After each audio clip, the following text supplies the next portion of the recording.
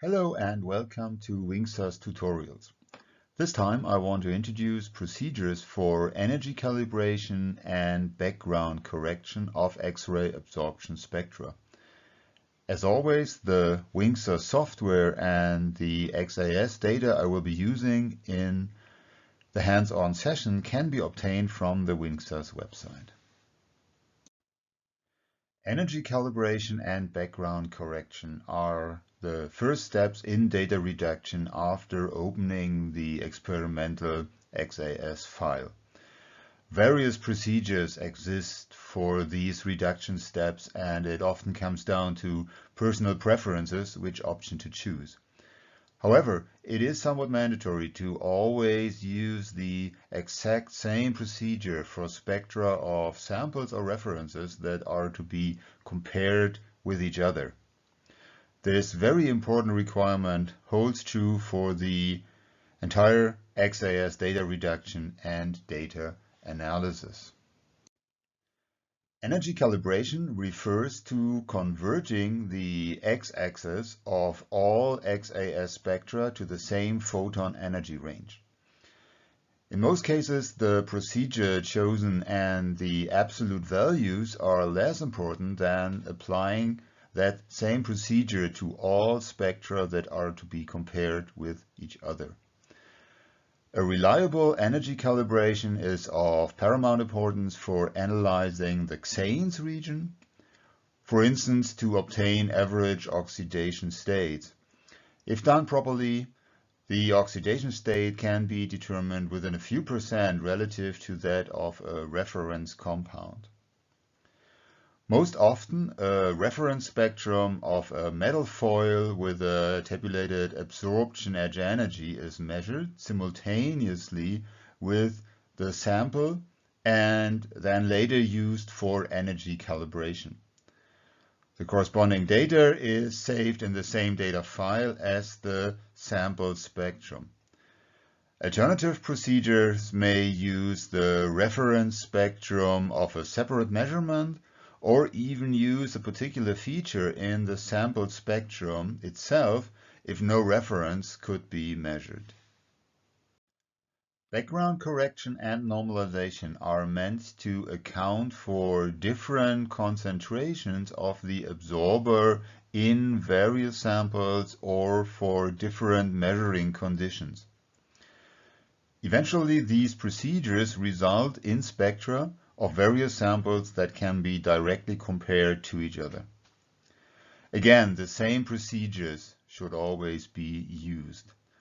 Reliable normalization is very important for XANES analysis, for example, for using reference compounds and principal component analysis to determine the phase composition of a sample. It may be beneficial to use different normalization procedures for data analysis of the XANES or the XF region of an XAS spectrum. Coming next is the hands-on session. Objectives will be showing suitable procedures for energy calibration, background correction, and normalization. The XAS spectra I will be using are included in the raw data folder of the tutorials data folder, which can be obtained from the WinXAS website. As always, feel free to perform the analysis procedures from the hands-on session yourself and maybe even modify various parameters and compare the results. Let's get started and open an experimental data file. This is copper cluster 3. It's a multiple column data file similar to the one that we already used before. So energy I0, I1 and I2 column should still be selected.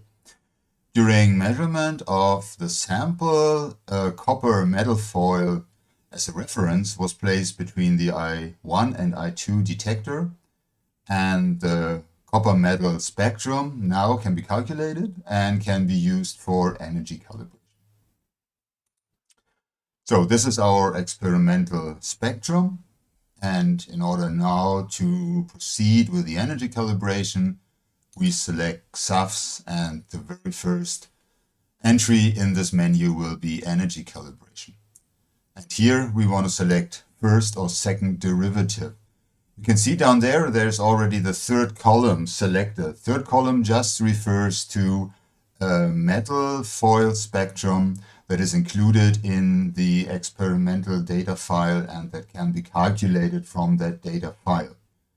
It does not necessarily mean that the metal foil spectrum has to be in the third column. It is not, apparently, for the experimental data file that we're currently using, but it just refers to a data file, a reference spectrum that is included in the data, in the file that we are working on. So first, second derivative will open this box, this dialog, and the program already chooses an E0 value. So there's an automated procedure that will actually search for the maximum in the first derivative. The blue curve is the first derivative, the green is the second derivative, and the red trace is the experimental spectrum. This is the reference spectrum now, so the copper metal foil spectrum.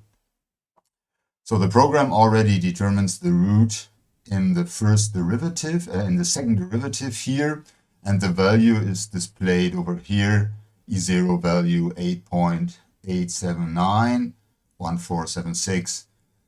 And this is very close to the copper KH, the tabulated copper KH energy of 8.979. This procedure, this automated search, is or will be suitable for most reference spectra. For most metal foils, the outcome of this automated procedure is going to be what you want to use for energy calibration.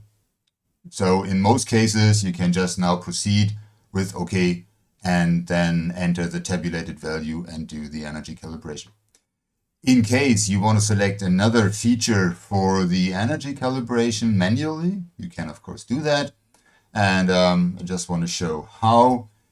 There is a blue trace, for instance, here. This is the first derivative, so a root in the first derivative corresponds to a maximum or minimum of your experimental reference spectrum. So let's say you want to use this maximum here, the very first bump in the Xanes region of the copper metal spectrum for energy calibration. Then you need to select a range in the first derivative that includes this root, and then search for this root within this range. So I just click here and here.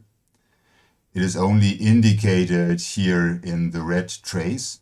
The section that you just selected is indicated here, but it includes the root of the first derivative. And now I can over here click on root of first derivative, and that will determine this root, which corresponds to the maximum here in the experimental reference spectrum. Then I can use this for energy calibration if I want to.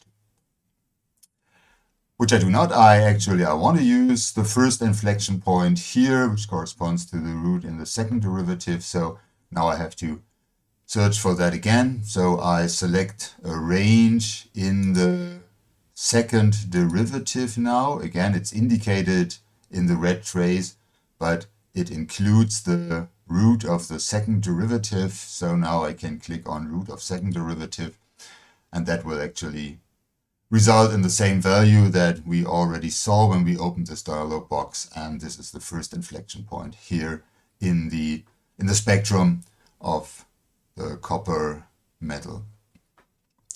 So now this is what I want to use for energy calibration. So now I can click on OK.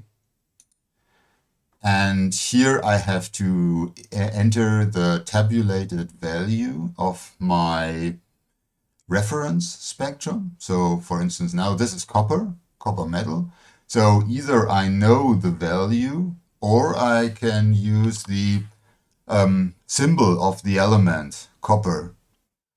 The program includes the McMaster's tables, and it will then search in these tables for the K-edge energy if you just use the element symbols, or it will use for the L edges, for instance, if you use copper 1, this will be the L1 edge, L2, L3 edges.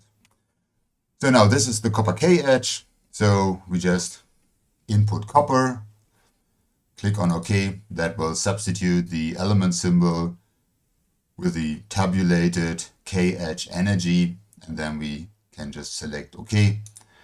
And this will ever so slightly shift the spectrum, the experimental spectrum, the sample spectrum now on the energy scale, and we get a photon energy calibrated spectrum. We can compare this to the original spectrum by just going to XAFS calculate spectrum. This will open this box again. You can just click on OK. And so now we have the energy calibrated spectrum and the original spectrum here. And we can just compare the two and just zoom in. So right mouse button here is the zoom function. So we just zoom in on the xanes, and you see this very slight shift in energy that corresponds to this 0.14 keV difference between the edge energy of the measured metal foil and the tabulated value. So that's the calibration, the energy calibration. Next, what we wanted to look at is normalization and background correction. So again, we go to menu XAFS, and the next item here is background correction. So there are three options now. The one that we want to use is a two polynomial fit. And what that does is it uses a polynomial for the pre-edge region here for normalization, and it uses another polynomial for the post-edge region here for normalization. So background correction in the pre-edge region, normalization in the post-edge region. For the pre-edge region, you normally want to select just a linear polynomial, so degree of 1. For the post-edge region, it can be a higher polynomial. That is a preference, personal preference. As I said in the first part, important here is just to use always the same settings if you later want to compare spectra from different samples measured under different conditions. That is the entire idea of background correction and normalization. Normalization is not required for instance, atomic absorption correction or XAFS refinement. It is just really only meant to make spectra from different samples, different concentrations measured under different conditions. So 1 and 5, we select those. And now again, we have the same box here, or very similar box here, and we want to select a region in the pre-edge here for background correction, and then another region in the post-edge for normalization. So just a little hint, with the right mouse button, you can actually here toggle between left and right border. So if you just click the right mouse button, that will toggle between left and right border. So I just go to right border and select a range here. Just let's make it a little bit larger. A range, I click on show, and you see this is the pre-edge region here, and there is the rise of the absorption edge. Of course, you do not want to include the rise of the absorption edge in your background correction. So again, right border. Now I select this range and I go to fit. And this will then refine first order polynomial to this region and extend it over the entire spectrum. And this will be used for background correction then. For normalization, similar procedure, you select a range in the post edge, click on Fit, and this will refine a corresponding polynomial fifth or a polynomial fifth degree now to the post edge region. If you like what you see, then you can just click on OK. And we'll just do that now for this purpose. Click on OK. And this will result in a background corrected and normalized absorption spectrum. By using a higher order polynomial for the entire region, you can see your entire post-edge region will be normalized to a value of 1. If you do not want that, then just select the lower degree for your polynomial or apply the normalization only in the Xanes region. So now this compares the original as measured energy calibrated spectrum with the background corrected and normalized absorption spectrum. So alternative procedures are, for instance, just background correction with a polynomial fit. This, as you may have guessed, is just for background correction, so we just select a degree of 1. This box again, I select a region in the pre-edge. Here I click on Fit, and this will again refine this first order polynomial to the pre-edge region extended over the entire spectrum. And upon clicking OK, this will just background correct your spectrum. You see now it's not normalized to 1. And there's a slope now here in the post-edge region. Second procedure, or another procedure here, would be the to perform the normalization by not by this 2 polynomial procedures, but by another procedure. So just use work on the background corrected spectrum now. There is a normalization option. This normalization now, in contrast to the 2 polynomial, will just use a horizontal line. So there is no higher order polynomial here. This will just always use a horizontal line for normalization. This may be suitable for particular cases. It is certainly the most stable fitting procedure. So if you want to compare just the Xanes region, for instance, then this procedure may actually be suitable. So just OK, and now you have your normalized spectrum. This region now normalized to 1, but not over the entire post-edge region, of course. So there's still the slope now visible that was also already visible in the just background corrected spectrum.